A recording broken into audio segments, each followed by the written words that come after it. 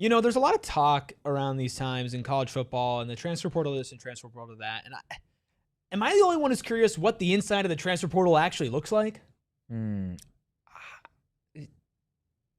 don't know what it looks like.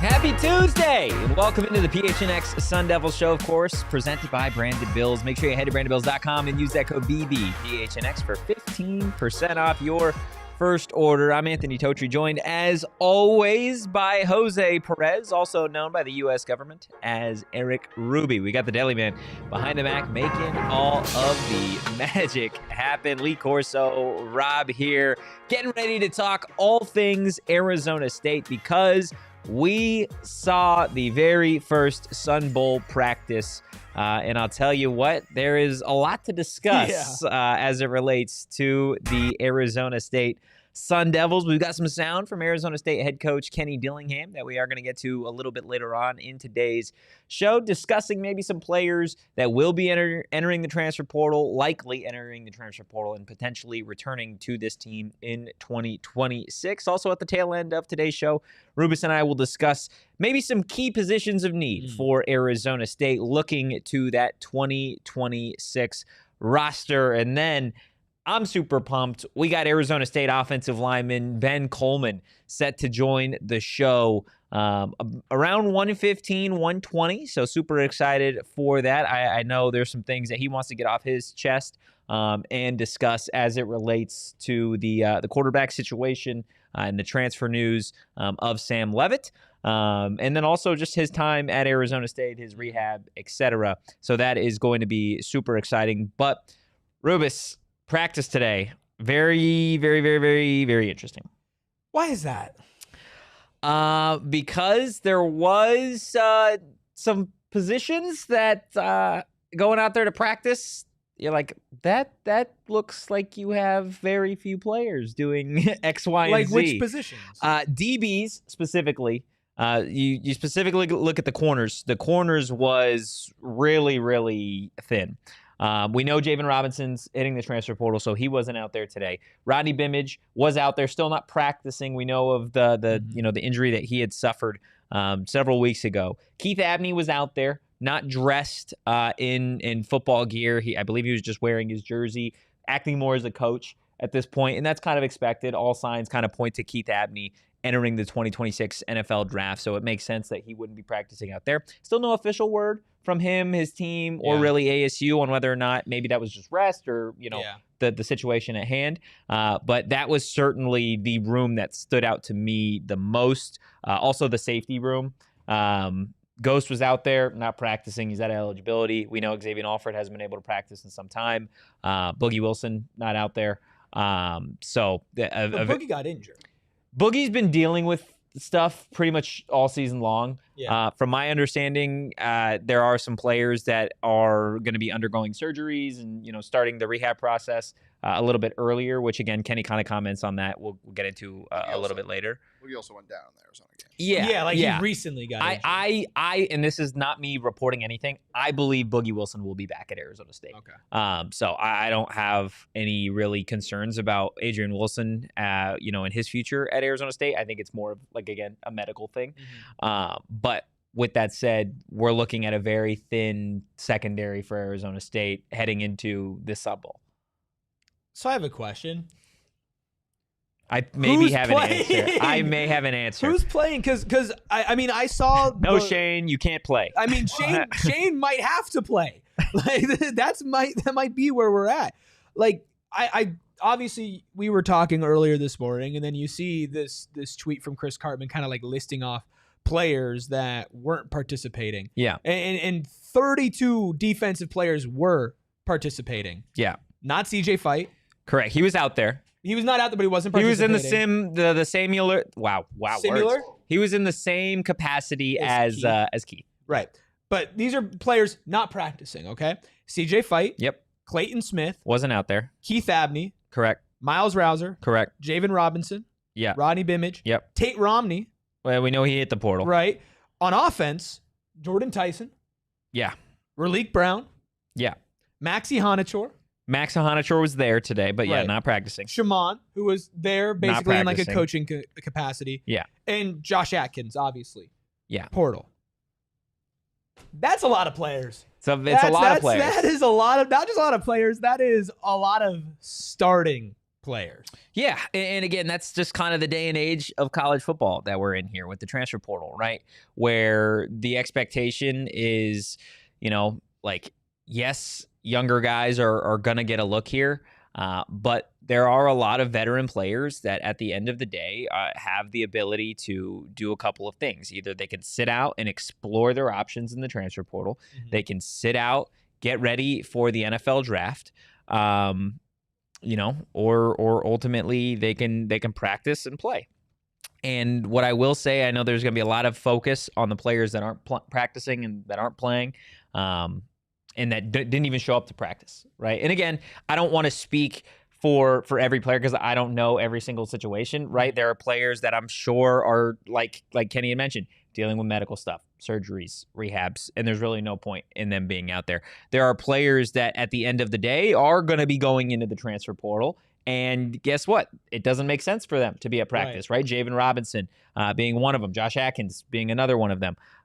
There's really one name, though. I think for a lot of people that are curious as to why, because there isn't a reported injury. Yeah. There's not a report of this player entering the transfer portal. And let's be honest, they're one of ASU's best players. Yeah, Raleek Brown. And it's Raleek Brown. Yeah. And I think it's fair to now feel like, and again, I'm not reporting, I'm just a fan here, right? But Raleek posted on his story a couple of days ago, if not like a week ago, like the price just went up. Yeah. Right? Him not being there at practice today, but still no word on him entering the transfer portal. Maybe it's an NFL draft decision. I know we talked about that late last week, and I feel like that's definitely something that he might be considering. The fact that he put together a fully healthy college football season might put him in the position to want to take advantage of that. Yeah. I find it interesting that he's not even there. I'm not going to speculate as to why or whatever, but I do find it interesting that he's not there. Yeah, you mentioned the Instagram story just yesterday that was posted that is no longer up now. Again, I don't know if that was like the timing of it past 24 hours or what, but that said something along the lines of what the price just went up, something of that nature. And he was not at practice today. He's not even in the state of Arizona. As it stands right now. Let's just get that out there. Is he missing? He's not missing. He is just not on this side of the country right now. So that obviously has a bad look if you were, potentially thinking of Raleek Brown coming back to Arizona State next season. Now, again, it's kind of still up in the air.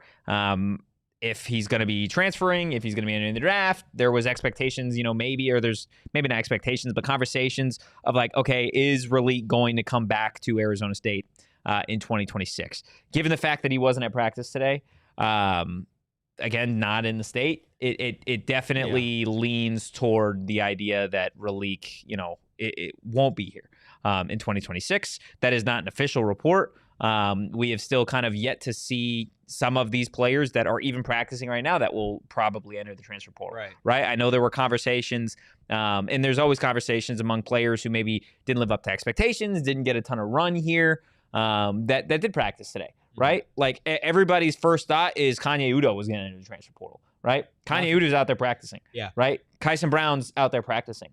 All those Which running is great backs. News, by the way. Yeah. Don't expect him to play in the game. It's just good that he's practicing. Yeah. Jason Brown, right? Man, Grayson Rigdon, all these guys still at that position practicing in a loaded room. You look at some of the other positions, like there's a couple players that I do want to tip my cap to. Justin Watley's out there practicing. Yeah. Justin Watley declared for the 2026 NFL draft. He also even said he's like, I'm going to play in the bowl game. There's no game too big or too small for me, especially with this group of guys. Yeah, Malik McClain, somebody that, again, like our guy, your guy, Malik McClain, our guy. He doesn't have to play in this game, right? Keyshawn Elliott, Jordan Crook, maybe two of the most impactful defensive players that played, not named Keith Abney, in the 2025 season. Both out there practicing today. Both guys that I would expect to be on NFL rosters this time next year. Yeah. So for them to go out there and practice the way that they are, I think that says a lot. I think it says a lot about the players that aren't going to play, that are going out there just to be out there and practice. Out there. Shaman's out there. Out there coaching. Keith out there coaching. CJ's there. Shaman, from what I know, will play in the game if he's able to.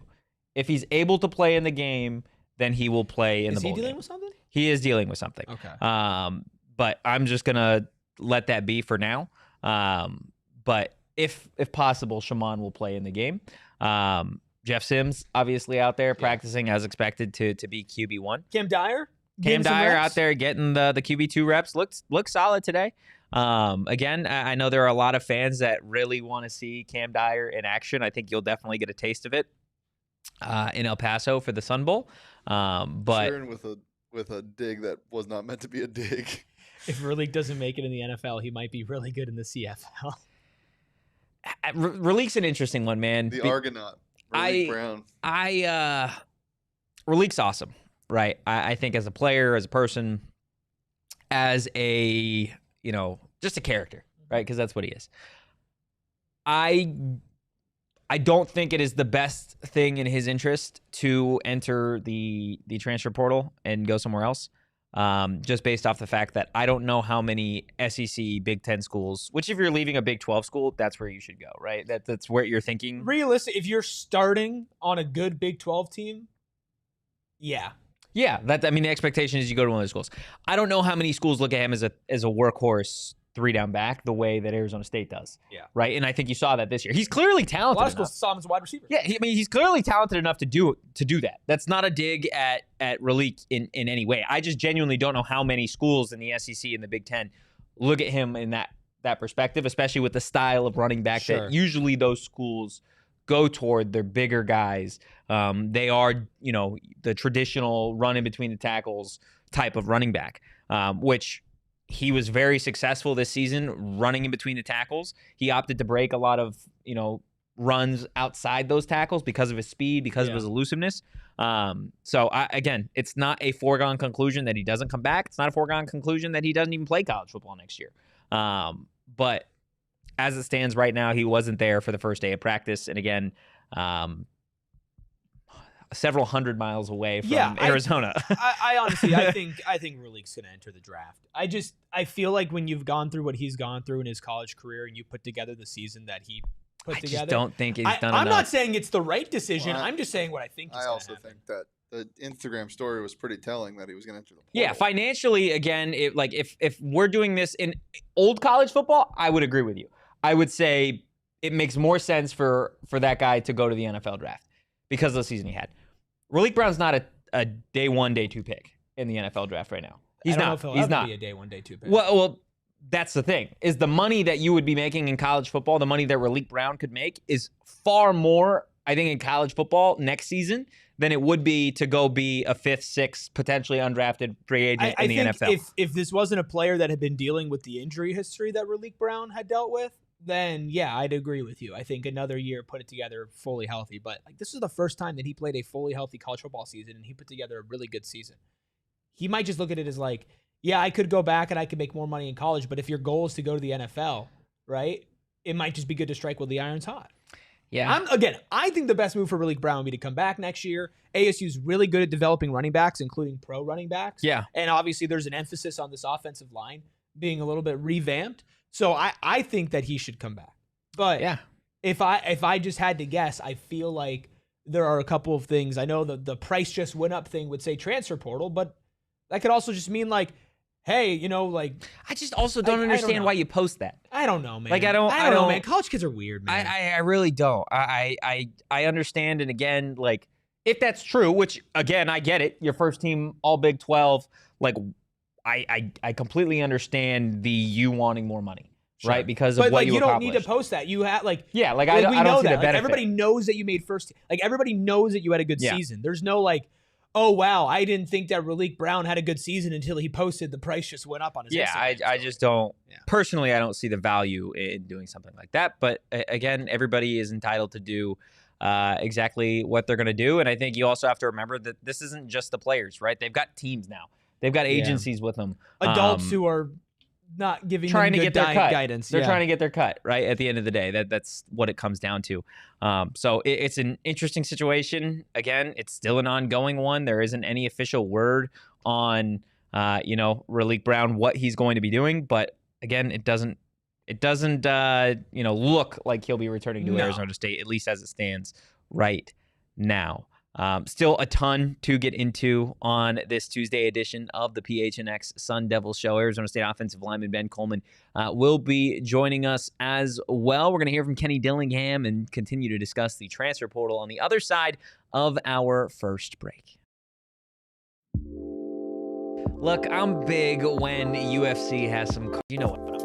I'm couch. I'm enjoying Pure Edibles, and you had a card last weekend, so nothing this weekend, but doesn't mean you shouldn't enjoy Pure Edibles. You got the NBA slate, you got some big NFL games, and heck, some college football postseason right around the corner. So definitely enjoy with our friends over at Pure Edibles. They're a full-fledged candy company. They've offering gummies. They've got Kicks, which are their version of Starburst, chews, soft candies like caramel, and then of course hard candies as well. The best thing about Pure, at least in my personal opinion, is when it comes to their gummies, they don't taste like weed. They taste like candy. And if you're somebody that maybe doesn't want to really enjoy the uplifting effects when you have trouble sleeping, well, maybe try Pure Edibles Sleep Support Gummies. They got everything that you could possibly need: flavor, effect, and price. Make sure you go find yourself some Pure Edibles products from one of the over 130 dispensaries across Arizona. Look, it's the holiday season, which means a lot of different things. And for a lot of people, that means, getting into the holiday spirit. But what about getting into some holiday spirits? There you go. Smirnoff. Because, look, whether you're celebrating or trying to forget, you're like, I didn't have a great time, whatever. Look, Smirnoff is always here for you. And on December 21st at State Farm Stadium, where you're probably going to need a drink to watch the Cardinals play, Smirnoff will be giving fans a chance to try their exciting signature serves featuring spicy tamarind. This will include a collaboration with Squirt as well. So if you're cheering for the Cardinals in person against the Atlanta Falcons, or probably one of the many Atlanta Falcons fans that will be there rooting against the Cardinals, make sure you check out and stop by. Check out our friends over at Smirnoff with their spicy tamarind Smirnoff trucks, serving up their signature serves as a partnership with Squirt. Look, while we're telling you about all the amazing things, why not tell you about the new PHNX hats that we have, Rubus? And I feel like as the hat guy, this is perfect for you. I'm the hat man, and I love these hats. They feel like they're perfectly made just for me. Obviously, that PHNX Suns one, that one looks really nice. It does look nice, in that back right corner, that white and black PHNX hat, that one looks really, really nice. The chef's kiss. 3 new Branded Bills designs featuring their new canvas model, which I also have in some ASU hats, which is just fantastic. Go to gophnx.com, check out our locker, check out our new hats. Now, quantities are limited, and I've heard Espo has basically bought half of them already. Wow. So act now before supplies run out. Well, look, I don't want to wait any longer to introduce our next guest. Of course, Arizona State offensive lineman Ben Coleman, somebody that's been a captain for this Arizona State squad, somebody who has been a staple of this Arizona State community and offensive line now for the last couple of seasons. Ben, we appreciate you taking the time today, man. At this point, I mean, we got to pull up a chair. You're just the third host of this show. Man, I should, huh? It's about time. I'm ready for it, man. Look, before we get into anything else, I want to just see how you're doing, your rehab, how you've handled the last several months, because I know and I can't imagine it's been easy given the way that your season specifically ended. Yeah, man, I've been good, man. I think injury comes with the game. I know it's something that we don't always want to face or go through. It's something that can view as something that's unfortunate. but I feel like it's a blessing for myself. You get to redirect, where you want to go, take time and reflect on the season, and then figure out how you can impact your guys while you're still injured. So it's definitely been a blessing. It's definitely been frustrating. It's been a little bit of both. How have you been able to impact this team while you've been out? What have you found kind of your niche here with the team? Well, I think specifically if you just talk within the offensive line, with younger guys going in and playing, just trying to give my experiences of what I'm seeing, different techniques they can try, and just small adjustments in the game, whether it be trying to find out different ways to cut off a guy. So I think more in-game adjustments. I let them do their thing during the week. And then on game day, I try to give them just some little small tips for the next drive before they go out there. And then I think from a leadership perspective, I was on leadership council for a reason, man. That's obviously a blessing, an honor from your teammates. But to be able to be in that position, just more of off the field, being able to spend more time with guys, other guys that may be injured for a week or two. I spent a lot of times in the walkthroughs talking to different people, DJ Foster, and other injured guys, Adama Fall. A whole bunch of guys, just talking more about off the field stuff, and really just flourishing those relationships. Ben, you mentioned the leadership role that you're in, and really the leadership from a vocal side of things that you've had on this team now, really since you transferred from Cal to Arizona State. There's obviously been a lot going on social media, just in the media in general, as it relates specifically to your quarterback, Sam Leavitt, expected to enter the transfer portal. A lot has been said online specifically about Sam. I'm curious as to your thoughts, where you stand on that situation, your guys' just relationship in general, and then just how you feel about it. Yeah, man. I love Sam to death, man. I got Sam's back. When I first came here, no matter who was the quarterback, I want to make sure that, out of all the guys up front, I was like, man, my guy doesn't touch the quarterback. So, that guy being Sam, it's been wonderful, man. Our transition this year with kind of taking on a new challenge of going from last place expected to kind of being in that first place role at the beginning of the season, a lot of high expectations for ourselves, and having to work through all those different kinks of trying to figure out whether it be me snapping, whether it be his cadence, his communication. I love Sam, man. I tell him all the time I'm a big fan of Sam Leavitt. I think guys should just understand, man, this is the name of the game nowadays. I think there's always a lot more to the story than other people will know. I get it. Guys are fans of the sport, as fans of Arizona State. Everybody's passionate. I think this is kind of a unique thing. There was times where people weren't as passionate about Arizona State, and a quarterback may leave, and people may be like, who cares if guys are transferring? But now there's a lot of fans in the Valley that are ultimately tuned in. I know people have hard feelings. It is getting a little bit more NFL-ish, kind of like situations where you see, a guy like Saquon go to the Eagles, and you have mixed emotions about the entire situation. But from a teammate perspective, man, the amount of injuries that Sam has played through, after the Baylor game, Sam was obviously super frustrated. Even after a win, we know we didn't play well, and Sam was injured, and he was sitting there running with the O-line with a limp. And it's just little stuff like that because he just wanted to talk through what mistakes that we made as an entire team, and then just to be able to talk through, man, that we're good. There's a lot of stuff that we can look forward to and get better on. But from a team perspective, everybody loves Sam in the locker room. I just commend him a lot for his attention to detail to the game, how much he puts in. And just from a brother perspective, man, to go through so many injuries and fight back and to almost, we didn't even know he really had that much of an injury because, he's always been a tough guy that's always just brushed stuff off. And he's always had, high emotion, high passion. So I love Sam to death, man.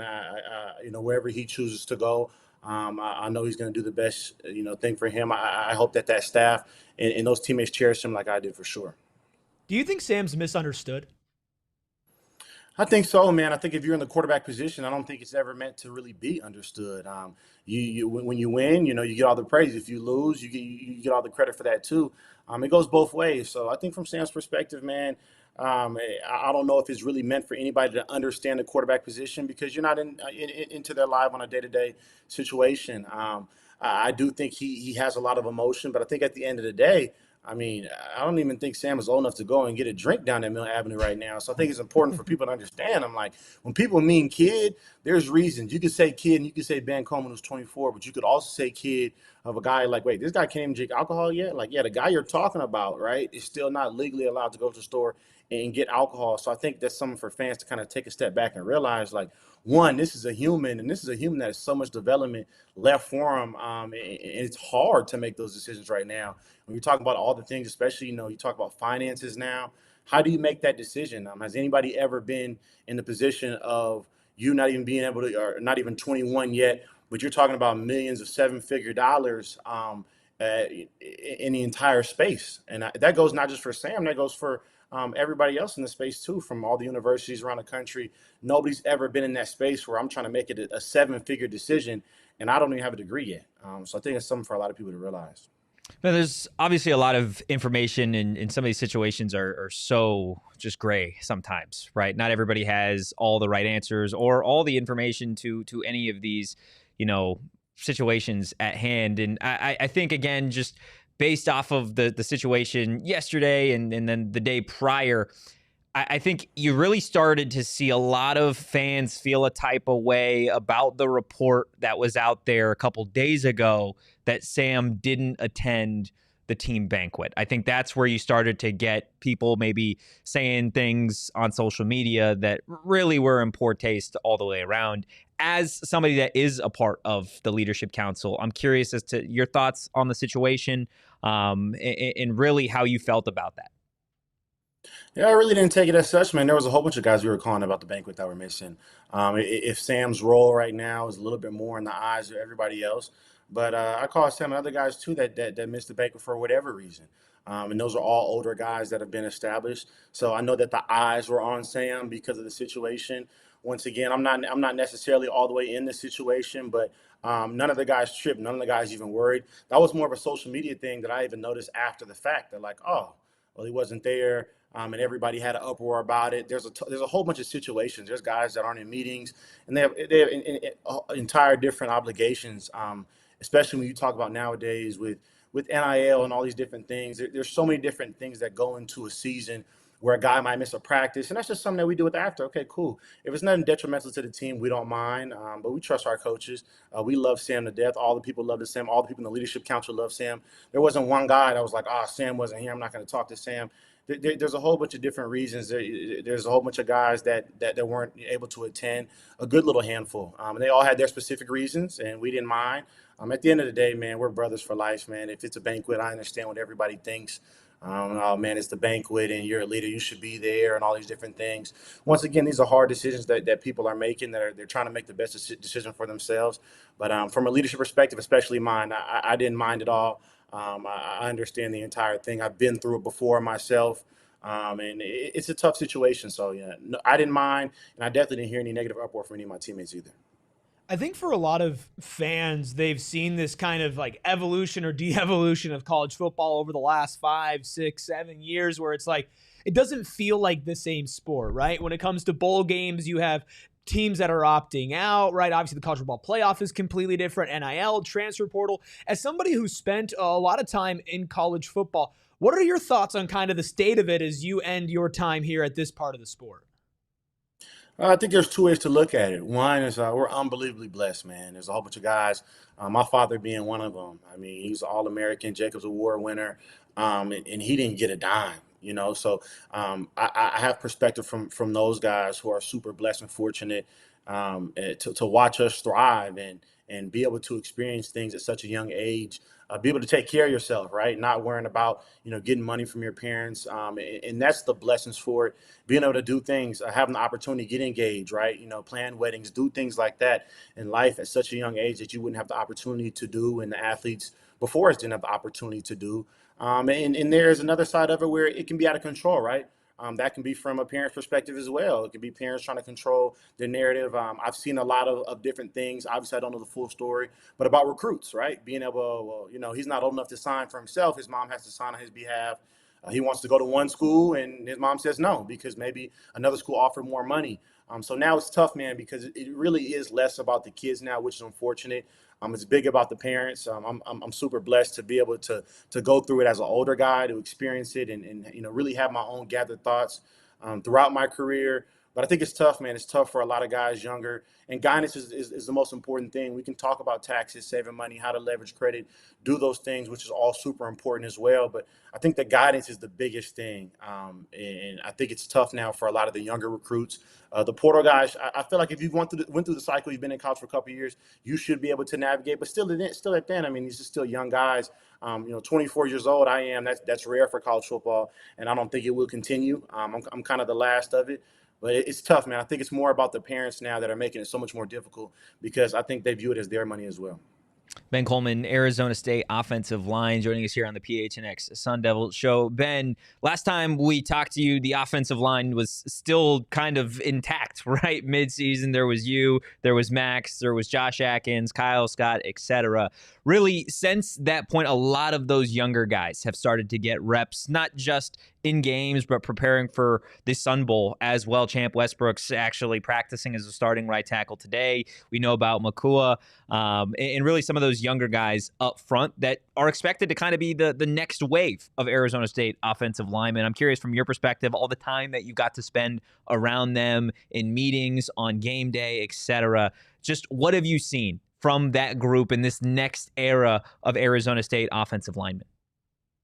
They have so much growth. They have a lot of growth. I'm not mad about how the season went because I'm always excited for young guys to go out there and make a splash. I was super excited for Makai to go out there and make a splash because you see the growth from where they are at fall camp when they realize, like, yeah, I'm not playing this year. I'm behind all these guys. And then you kind of see the light switch on and multiple lights switch on, like, not only do I have the opportunity to do it, but like, wait, I can actually do this. I'll never forget my first play starting at Cal. When I was able to pancake somebody, I was like, man, this is a lot easier than I thought it was. That was Coach Ward's defense. I do want to put that out there. That was Coach Ward. He was at Nevada. But I also say, and, Coach Lee was on that staff. They did beat us at Cal at home, but, it is what it is. Having that many pancakes in the first two drives where I caught a double cramp should say something about the guys Coach Ward's recruits. I think he does a lot better now. That's just a little bit for Coach. I mean, to catch the double cramp, I mean, you got to really be moving some guys. But just to get back to it, man, I'm super excited for all those guys, man. They're soaking everything in. We haven't had any character issues, and that's a usual from an offensive line perspective. But to see their personalities come out from all these little shy guys, to go out there and they play confident, super excited, get a pancake, turn to the sideline, flex the muscles, scream a little bit. That's definitely a Wade thing that he loves doing. He's a fired up guy. And you got Makai that's kind of similar to myself. He's a big guy, strong hands, West Coast guy, still got a West Coast swag, which is similar, like you said, Kyle, Max, still got that West Coast swag to us. So I'm super excited for those guys. And then you have all the other guys that you guys haven't seen. Obviously, Champ hasn't played much besides a tiny bit of in some late games. But his athleticism is obviously through the roof. And then, you got a whole bunch of younger Polynesian guys, which I'm so excited to see play next year too. Look, I know we just looked forward, but I just want to take one little step back here. Obviously, the last 2 years of Arizona State have been some of the best that these fans have seen. Obviously, last year, a Big 12 championship. This year, a lot of adversity and a lot of stuff that people didn't expect this team to go through. As now you look back at your time at Arizona State, what are your takeaways? What did you learn from this up and down roller coaster ride of a time in Tempe? I think the biggest thing we talk about success. It's so funny because Dillingham and I were talking about that earlier about a specific celebrity that is going viral for a certain documentary and talking about what is viewed as success, right? What determines success? I think that celebrity, he thinks he's very successful, right? But at what cost were you successful? And I think that's more of a true lesson when you look at it. Is like, how do you describe success? It's really, to the individual. You guys could think I'm very successful. I could think I'm not, and vice versa. It's really about how good can you be each and every day in your specific environment. And that's something that we talked about a lot. And especially being able to be blessed to have your finances in order and not stress about that aspect, which is an extreme blessing, as I say again. But what's really, as you start to figure out when everybody in the building, right, has enough money, what's really success to us? Was 8-4 success to us, or was that not success? Was the championship success to us because we lost the Peach Bowl, or was that not success? That's the biggest thing that I learned being here. Obviously, the Valley is fully activated. I can't wait to come back. I'm super happy to now be an alumni, obviously two-time alumni, but to be an Arizona State football alumni now. I have the Cal one thing behind me now. I got the Arizona State one so I haven't put it up yet because I'm not good at that stuff. I leave it to my fiance. She does the arts and crafts and all this stuff to make it look all pretty. So I have that sitting next to me, and I can't wait to put that up. So I'm super happy, man. I think the biggest thing I take it away is, obviously we talk about being a good person. We talk about all the little things from Coach T and, how it's important to apply yourself in every aspect. But I think it is, man, life will have its ups and downs, and it's really about your version of success will change. Your vision of success will change. Never be satisfied, but always take time to appreciate yourself and how far you've come. I mean, I think you got everybody in the chat. You got all of us ready to run through a wall right now. Ben, we'll get you out of here on this one. What's next, man? What's next for Ben Coleman? I think just get healthy. Get healthy right now is what's next. We'll go from there. I've always been a guy to wing it. I feel like my steps are already ordered by God. I've never worried about, what's the next situation and what's the next thing I have to do. I have options, and the best thing you can have in life is options. I look forward to whatever's next, and I think right now what's next is getting healthy, getting as healthy as I can possible. That way I can go forward. Love it. No doubt you will do an amazing job at whatever you choose to do next. Arizona State offensive lineman Ben Coleman. Ben, we appreciate you taking the time today, man. No doubt. Thank you. Love it. Always love chatting it up with Arizona State offensive. I mean, he's got a plethora of options, man, for whatever he wants to do next. I feel like we should just give him the whole podcast and we just sit back and listen. Yeah, man. I just wanted to listen for the next I've tried to sell him on this seat a number of times. I just don't know, man. It's big shoes to fill. I don't know if we can ride. I can't blame him. I don't know.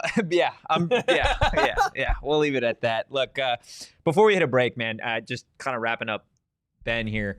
I think, again, he's been such a vocal leader for this team, for this program the last several years. And I think, like, you could talk about how long he's been in college football, right? He mentions he's 24 years old, like older than a lot of the players in college football, a lot of the players on this Arizona State roster.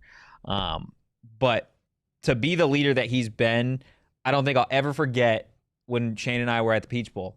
And obviously the game didn't go the way that the team wanted it, the way that anybody wanted it. And players were kind of trickling in for post-game availability. And it was a limited number of players, right? Because, again, like that's an emotional moment. Seniors, that it's tough to deal with. And I'll never forget, Ben was one of the first guys up there talking and just pro's pro. In one of the most difficult situations I think that you could possibly ever find yourself in as a college football player, and then to make the decision again to come back to Arizona State. And again, you deal with injuries, but I think again, and it's very easy for everybody to see in the chat, everybody, for us talking to him, to be like, yeah, this guy, whatever he does beyond this season is going to be 1,000% successful. I mean, even like right now, like you're in a tough position, right? Obviously all the Sam Leavitt news that came out, there's a lot of very incendiary like opinions about everything. People pretend like they know what's going on when they don't know what's going on. And to even be willing to talk about it, I think you have to be like a special type of person who can explain things in a way that's like, look, especially nowadays, people are going to take whatever you say as the smallest little bit of thing and be like, oh, we're going to run with that and make it sound as bad as possible. Yeah. It was good to hear that, not just from a player on the team, but somebody else who's on the leadership council and who I'm sure a vast majority of this roster and coaching staff looks at as one of the top end leaders on this team. So if there's anybody that you should listen to about what's going on and how people felt about that situation, it's Ben Coleman. So I'm really glad that we were able to talk to him today. Love it. Protecting his quarterback on the field, protecting his quarterback off the field. Guys, PHNX Sun Devils show is going to continue on the other side of our next break. This holiday season, if you guys are anything like my family, well, you're going to be having grandma, grandpa, aunts, uncles, cousins. Everybody is coming into town. And honestly, if it's anything like my family, nobody likes the temperature at the same spot. Somebody at 65, somebody at 75. Well, look, thanks to our friends over at APS, it's easy to save money when it comes to changing the temperature in your house, your apartment, etc. If you're looking for a way to save energy and money, APS can help. When you upgrade to a smart thermostat, you guys can cut costs year after year. And APS customers can get a new smart thermostat from as low as $0 at APS.com/sale. I know I've got an APS smart thermostat. Rubus has an APS smart thermostat. And not only does it matter who wants the temperature, if you've got it on your phone, well, you could change the temperature. Nobody else can really say anything about it, guys.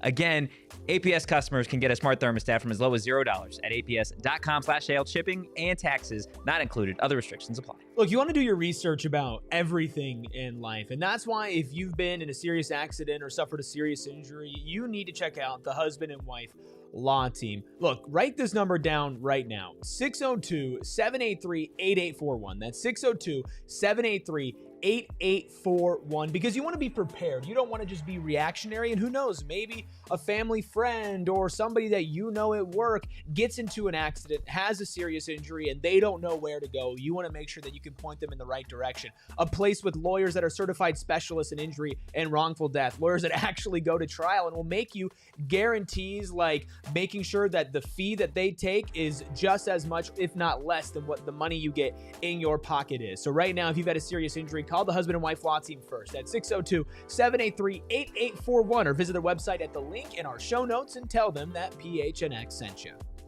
Hit that like button, hit the subscribe button, drop a 5-star review wherever you get your podcasts. 90 of you guys in here. Appreciate everybody stopping by on a Tuesday to talk about the Arizona State Sun Devils, but only 12 likes. There's only 12 of those likes. I'm sorry. That's ridiculous. Yeah, I know. Well, okay, so I forgot to like the that's Come on, man. Don't hit the like button for us. Hit the like button for Ben Coleman. I hit the like button for Ben Coleman. There you go. For Ben Coleman and the Deli Man. Yes. Yeah. That's the only reason you should hit the like button at this point in time.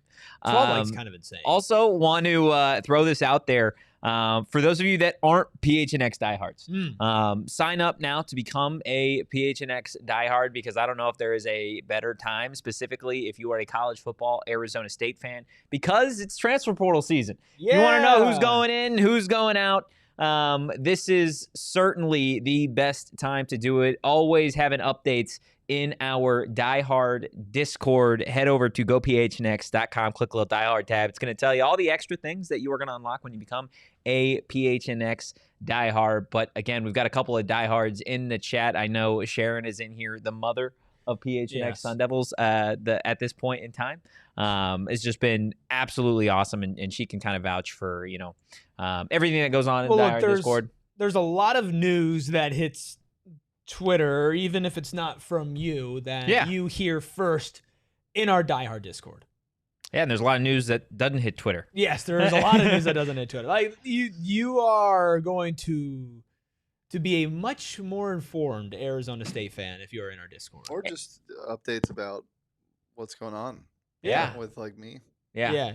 That's big. Shane's life updates. Oh, I didn't send a picture of the Bloody Mary I got. I'll do that right now. Yeah. I mean, I wish I had a Bloody Mary right now. Leah didn't let me get one. We went back there on Sunday morning before our drive back, and Leah didn't let me get one. It's a bummer. She wanted me to drive. Short bus in here, also a PHNX diehard as well. Getting back to Arizona State football, I think, again, we started off the show talking about that Sun Bowl practice today. And there's still several practices. I'm interested to see over the first. It's tough to evaluate availability just based off of the fact that this is the first day. Like, it's first day of practice. And they don't play for 3 weeks. They don't play for 3 weeks. Yeah. People are, getting medical procedures done. People are navigating the situation, transfer portal. Do I want to go in? Do I not want to? So I think you'll have a better idea as to who's sticking around in the next week. Again, this is also finals time, right? Yeah. I know people joke about student athletes. Maybe Release finals is in Minnesota. Yeah.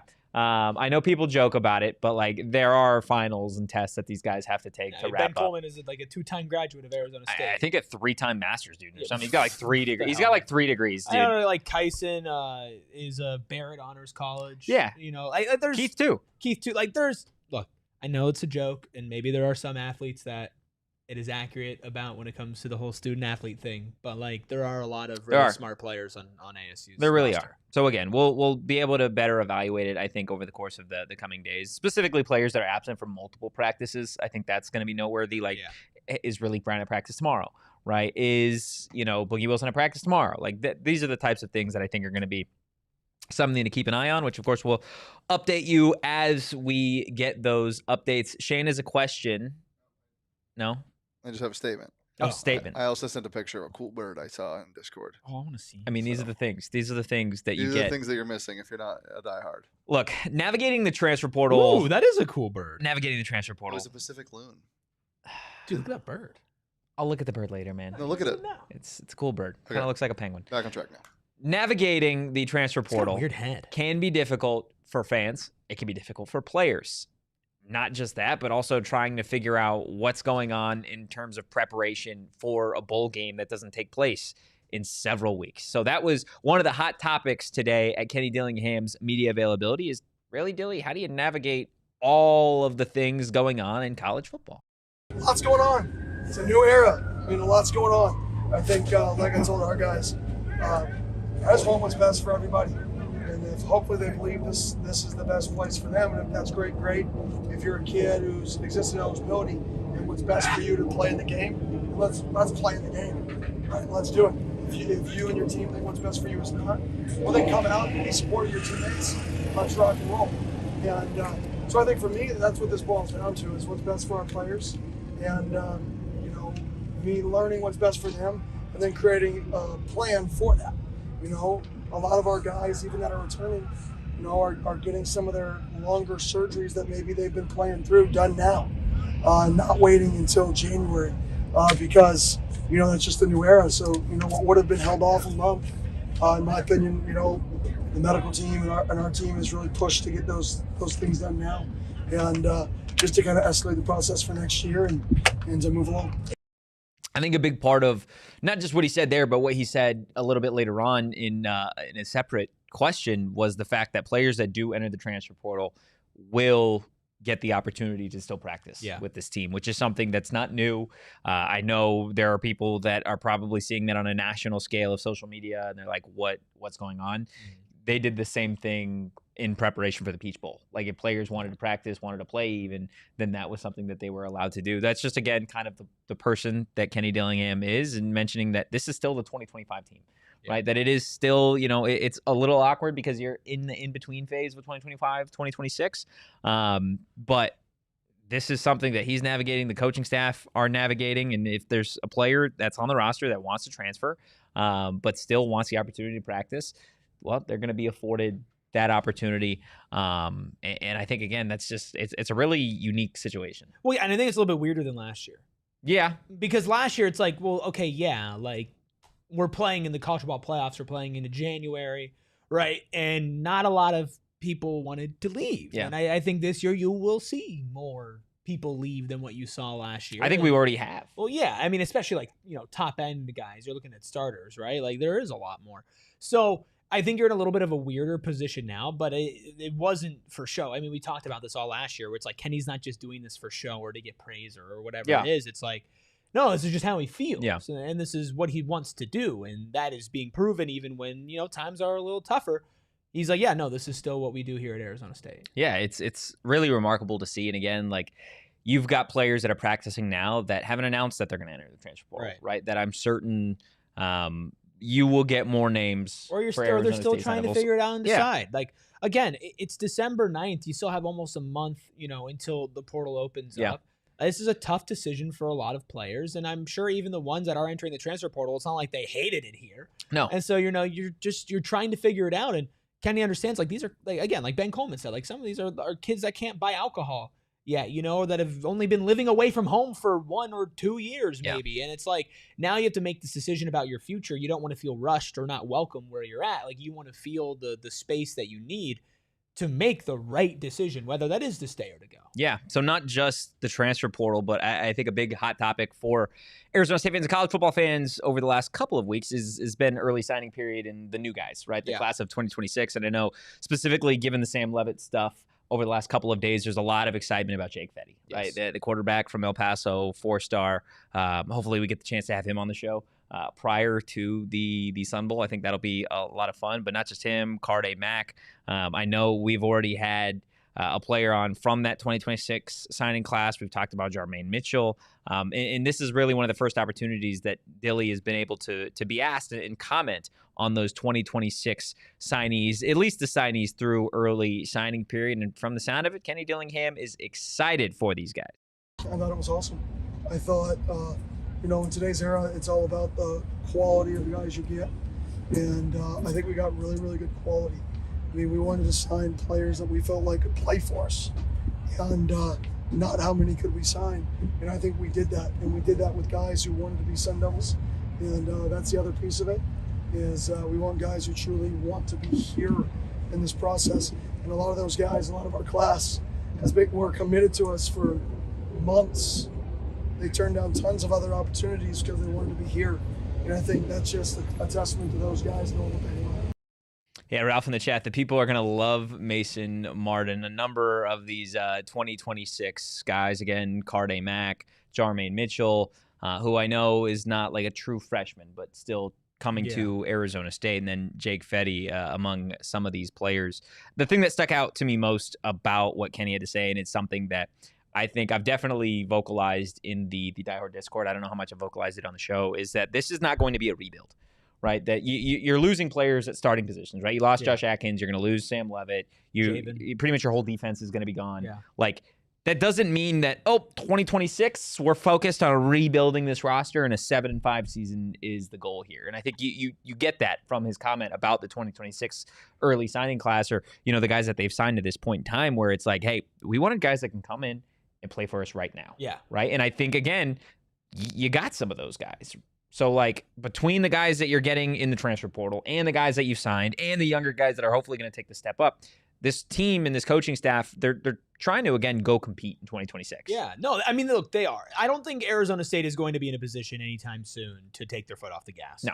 Right? In 4 season, okay, people are going to be like, that's not what we expected it to be. Okay, it's still 4 games above 500, right? You're still in a bowl game, even though bowl games don't seem to matter anymore, right? And you had a shot at the Big 12 championship in the final week.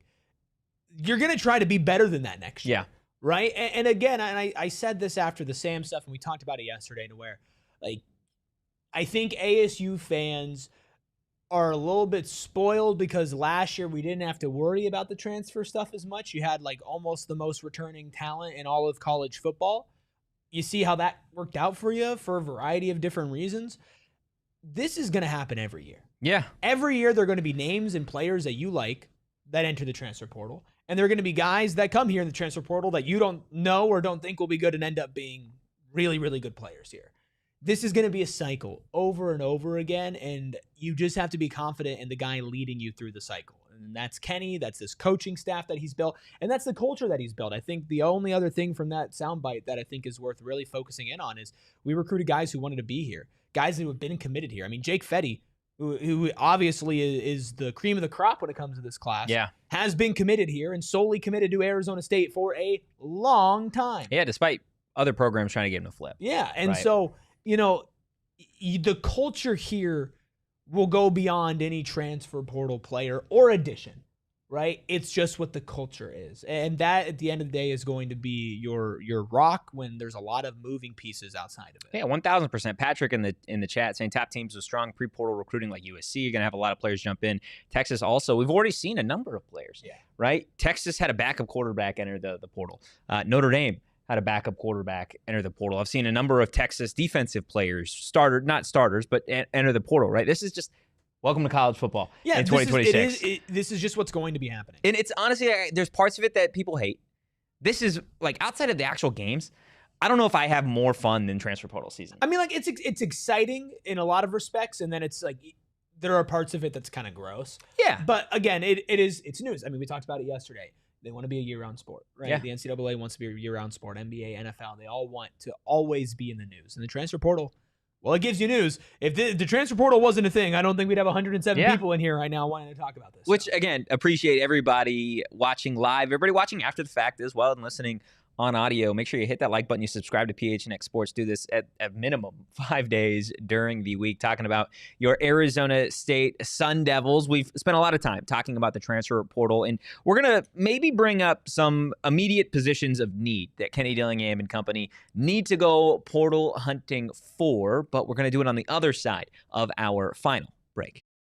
Look, we all know this, that I'm a hat guy. I wear hats all the time. I know, right? It's crazy. It's to the point where if I don't wear a hat on a show, people say things. The comments are like, why isn't Rubus wearing a hat? And I'm always rocking my branded Bills on our emergency podcast yesterday. You know I had to throw on a Brandon Bills Sun Angel Collective hat because they partner with Arizona State University and a bunch of other universities across the country. But it's not just the partnerships that makes Brandon Bills great, it's the quality. Whether you need snapbacks, truckers, fitted, beanies, or tees, Brandon Bills has you covered with performance and style. Plus, it can be custom headwear as well. We just released some new Brandon Bills hats over at PHNX, and you can have it with your own company and your own brand on your branded Bills. Look, they're from Mesa, Arizona. You know that we love supporting local here at PHNX, and right now, you can head to BrandonBills.com and use code PHNX for 20% off your first order. That's BrandonBills.com, code PHNX for 20% off your first order. Look, when it comes to life, there are a few things that you need and there are a few things that you want, and it's rare that you find something that you want and need. Well, luckily, our friends over at Mountain America Credit Union, they've got something that you want and need, and that is, of course, their My Style checking account, because it's got perks just for you. Plus, Mountain America Credit Union, well, they're going the extra mile to support Arizona State University. Mountain America supporting hundreds of student athletes and the community, donating $250 to support university athletics for every field goal that was made this season, and providing $20,000 in scholarships to local student athletes each year. Make sure you sponsor a shoe donation program to award brand new shoes to community members in need. Mountain America is dedicated, of course, to guiding members and the communities forward. Make sure you learn more at macu.com/ASU. Insured by NCUA. Terms, conditions, and exclusions apply. Loans on approved credit. Banshee's in the chat. Better question. What is a portal position ASU doesn't need? Coach. I would say running back. I don't think that Arizona State needs to add a running back as it stands right now.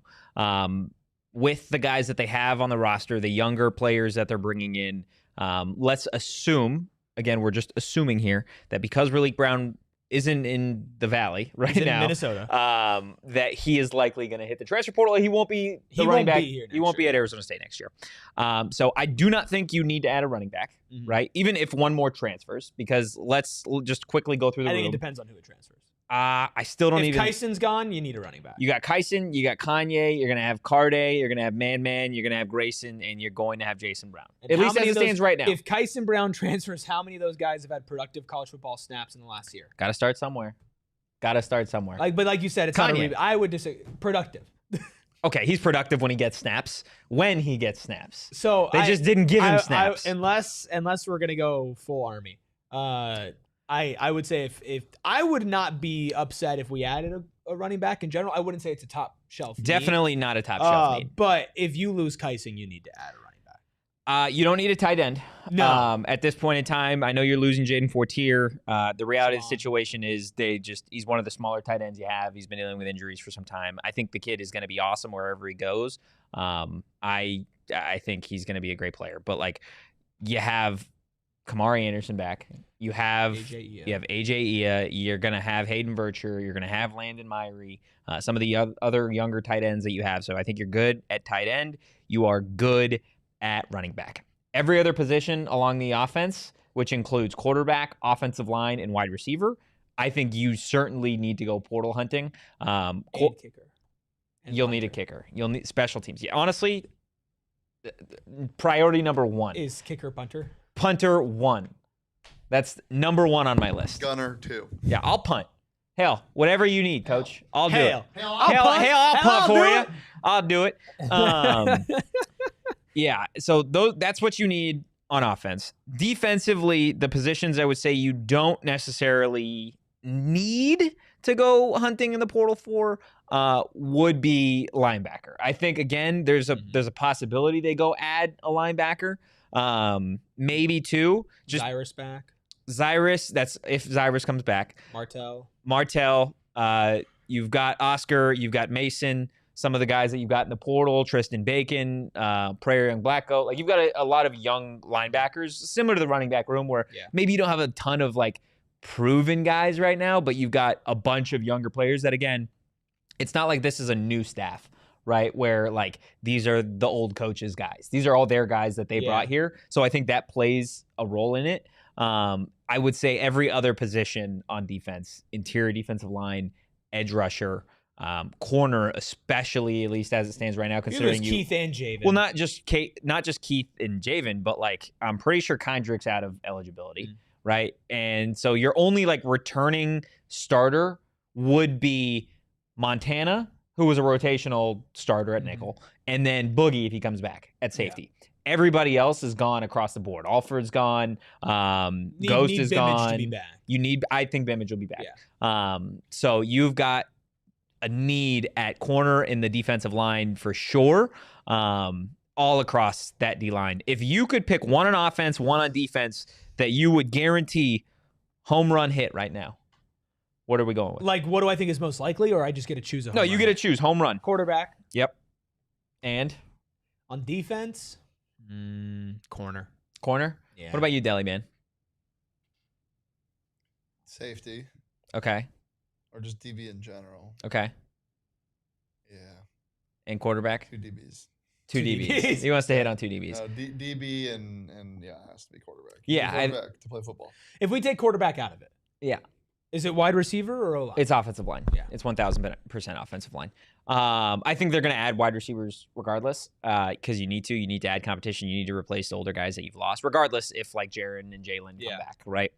You need to have a big home run hit, which, again, I want to say this out here. I think Arizona State is probably in a position now to have some bigger names transfer to the university. For sure. I think in years past, it's always been like when players transfer to ASU, it's like, oh, that's the guy that, you know, you could see the talent, you could see X, Y, and Z. I think this year you're going to get some bigger names that are like, people are going to look around and be like, wow, like Arizona State's, not that they were ever not here, but people are going to be like, oh, Arizona State's back. You've already flipped to Georgia. Yeah, exactly. So that's, again, that should tell you kind of where Arizona State stands among some of these guys. If it were me, edge rusher.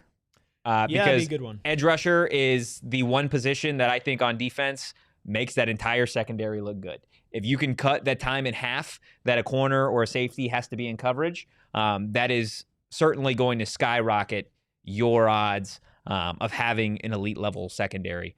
You see it in the league. I think it would be big here at this level. And then we know that Arizona State loves to stop the run. It's something they've been, really, really good at.